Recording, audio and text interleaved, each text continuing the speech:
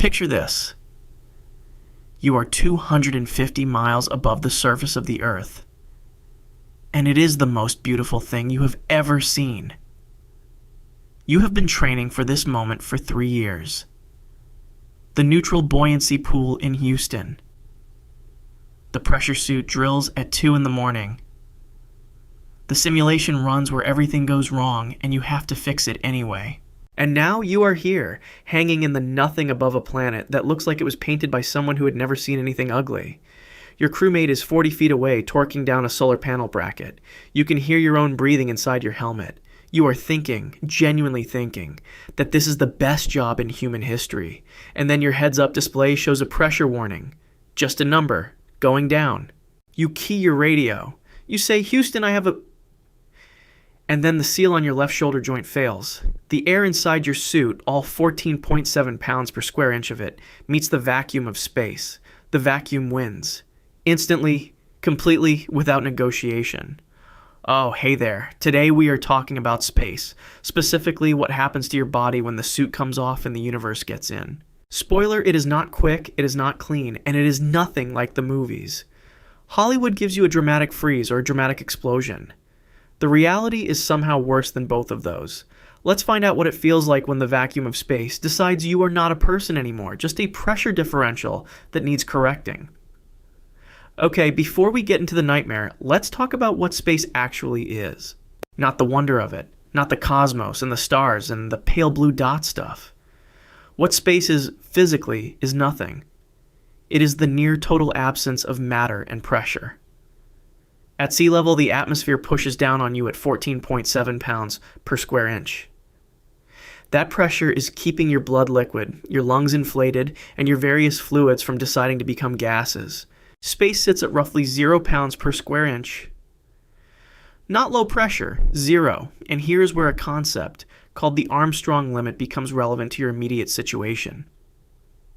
At about 19,000 meters above sea level, atmospheric pressure drops low enough that your body fluids reach their vapor pressure at normal body temperature. That threshold is 47 millimeters of mercury. Below that pressure, water boils at 37 degrees Celsius. Your body temperature. Which means in a vacuum, your blood, your saliva, your tears, the fluid in your eyeballs, all of it is now above its boiling point. This process is called ebullism, which is one of those medical terms that sounds almost polite for what it actually describes. You are also going to run into hypoxia, which is your brain shutting down from oxygen deprivation, barotrauma, which is pressure differentials tearing apart your ears and sinuses and lungs, and venous gas embolism, which is bubbles forming in your bloodstream. Fun fact, you are dealing with all 4 of these simultaneously. Space is efficient that way. 0 seconds. The moment the seal fails, your lungs empty. Not slowly, not gradually. The air inside your suit is at higher pressure than the space outside, and pressure differentials do not negotiate. The air exits your body the way water exits a punctured balloon. Violently, completely, in a fraction of a second. Here is what that actually means for you physically. Your lungs, which are designed to push air out gently and pull it back in, just experienced a force they were never engineered to handle. The tissue can tear. If you had been holding your breath at the moment of decompression, which you instinctively might try to do, that is actually worse. The trapped air has nowhere to go except through the alveoli, and arterial gas embolism kills you in seconds. So the good news, if you can call it that, is that your training has taught you to exhale on decompression. Your eardrums rupture. Not painfully, not with the dramatic pop of a bad plane descent. They just fail because the pressure difference between the air pocket behind them and the vacuum outside exceeds what biological tissue can sustain. Your sinuses compress. Your body has been living in a pressurized environment for your entire life, and every cavity in it is about to find out what that meant. First 2 to 5 seconds. Here is where the ebullism starts, and here is where James LeBlanc's testimony becomes relevant. LeBlanc is a NASA technician who, in 1966, accidentally experienced near-vacuum conditions in an altitude chamber test when his suit depressurization hose disconnected. He lost consciousness in roughly 14 seconds. He survived because technicians repressurized the chamber immediately, and the last thing he remembered feeling before he blacked out was his saliva boiling on his tongue.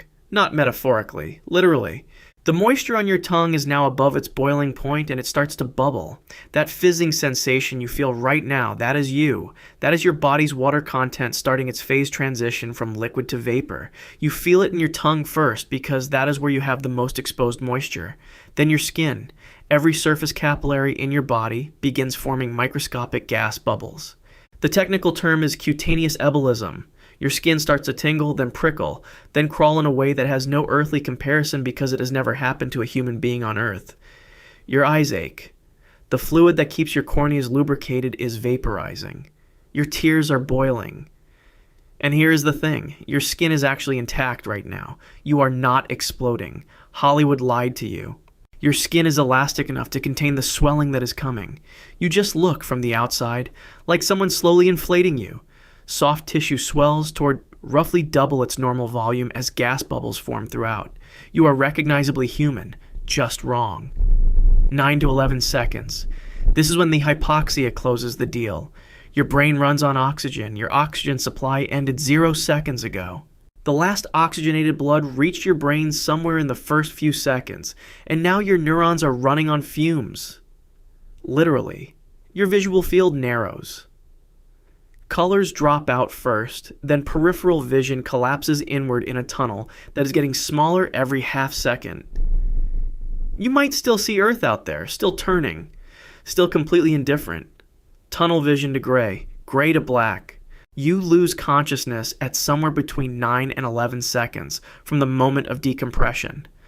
That is not an estimate. That is based on studies, altitude chamber research, and the handful of documented human exposures. 9 to 11 seconds, which means from the moment your suit failed to the moment you stopped experiencing anything, you had less time than it takes to read this paragraph out loud. 15 to 30 seconds. You are unconscious now. But your body keeps going, because biology does not check in with your brain before proceeding. The ebulism is progressing through your soft tissue.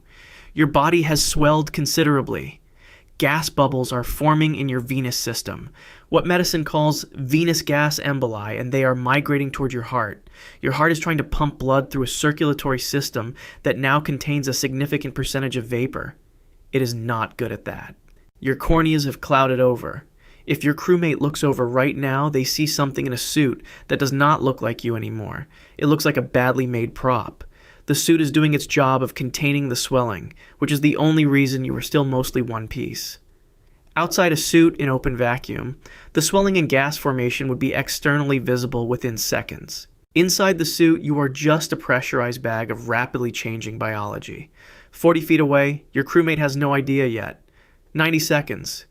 Your heart stops. Clinical death. The combination of oxygen deprivation and gas embolism has made it impossible for your cardiovascular system to function. This is the point NASA uses when they talk about the survivable window. Repressurize within approximately 90 seconds, and a human being can, in theory, be brought back. LeBlanc is proof. The Soyuz 11 crew is proof of the other end of that window. In June of 1971, cosmonauts Georgy Dobrovolsky, Viktor Petsayev, and Vladislav Volkov died during re-entry when a faulty pressure equalization valve opened at altitude. All three were found dead in their seats. The cabin had depressurized at roughly 160 kilometers up. The autopsies confirmed asphyxia and the effects of vacuum exposure. They were the first human beings, and so far the only ones confirmed killed by space itself. They were not explosive. They were not frozen. They were just gone, sitting in their seats looking like they were asleep. 90 seconds.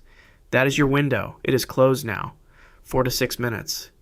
Brain death. The neurons that make you you have been without oxygen long enough that the damage is irreversible. Whatever was continuous about your experience, your memories, your sense of self, the 3 years of training, the view of Earth that you will never finish looking at, that is gone.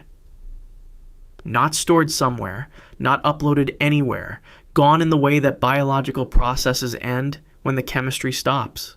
So what does this actually feel like? Okay, this is the question.